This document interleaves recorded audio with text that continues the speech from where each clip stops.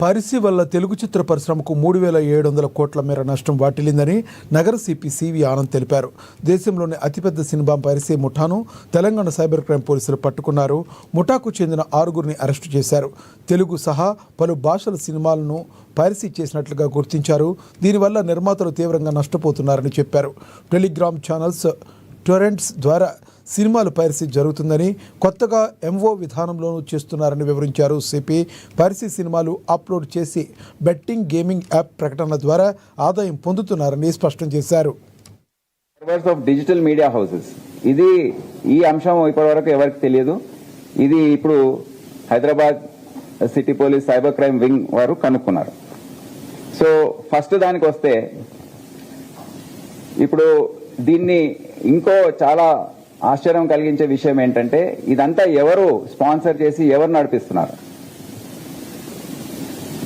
Mainly betting and gaming apps ఏవైతే ఉన్నాయో వారు ఇది స్పాన్సర్ చేస్తున్నారు. అది కూడా ఒక తెలియని విషయం, విస్మయం కలిగించే విషయం. ఆ లింక్ ఏదైతే ఉందో అది ఇప్పుడు బయటపడింది.